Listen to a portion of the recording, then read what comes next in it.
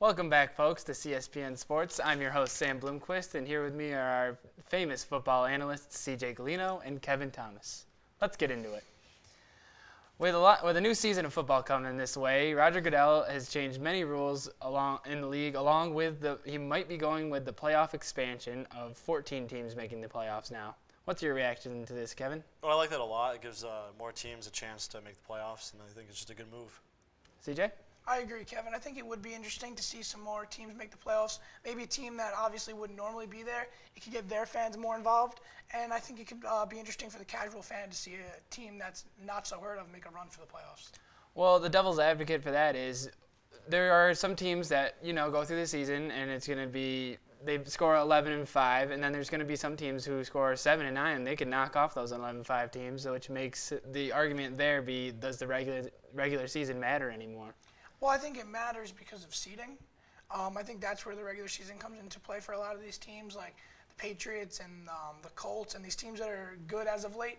They really play the regular season for seeding rather than just a playoff berth.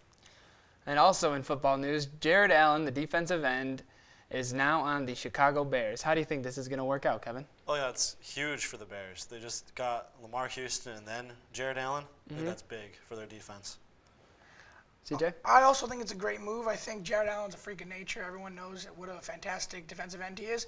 I think him playing opposite of Lamar Houston is only going to do big things for them, especially with Briggs still playing linebacker for them. Their defense is going to be fierce, just like always. And now with Jay Cutler signing on long term, I think it's going to give their team a big fit for the whole. Do you think the moves they've recently made on defense can fill the hole that was put there by releasing Julius Peppers? Oh, definitely. I think Jared Allen can be a replacement for Julius Peppers. I don't know if Lamar Houston is going to be as productive. He's a great talent, but Julius Peppers is one of the greatest defensive ends to play. Absolutely. And also in football news, Ralph Wilson Jr., owner of the Buffalo Bills, died recently, and the Bills are facing a transition period in their franchise. Where do you think they're going to go from here? Kevin? Really, time will tell, but I've heard words about Toronto. That'd be big for the NFL, moving to Canada. CJ? I don't know. I mean, Ralph Wilson Jr., I think one of the coolest things about him as an owner is he was a true fan of the Buffalo Bills. And that's something you can't really say a lot about owners in today's NFL. So he was a huge loss for the NFL as a whole. The Ralph Wilson family has been in the NFL since the merger. So they've been around for a long time.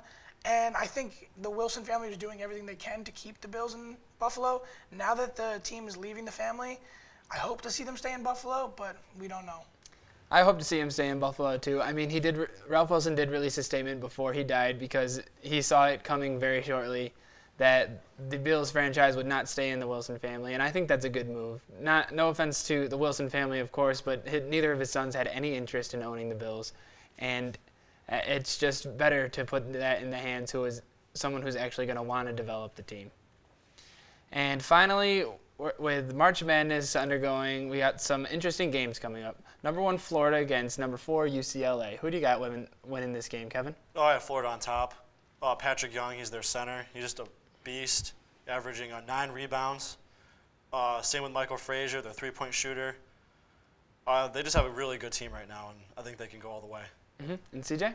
I agree. I think Young is huge on the boards with averaging almost 10 rebounds a game is a huge upside in the tournament. I think their guard play between Frazier, like you said, and Scottie Wilbekin.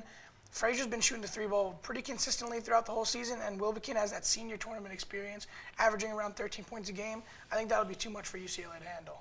All right, and then the other game coming up on March 27th is number 11 Dayton, who recently just beat Syracuse, against number 10 Stanford. Who do you think is going to go overcome that one? You're Kevin? I'm going for Dayton. They beat Ohio. They beat Cuse. They're just on a run right now. Devin Oliver, Deshaun Pierre. I think they're just insane right now. CJ? Good team.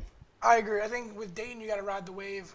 They went through 2 huge upsets with beating Ohio State and Syracuse in this tournament. They're further than anyone thought they would be at this point.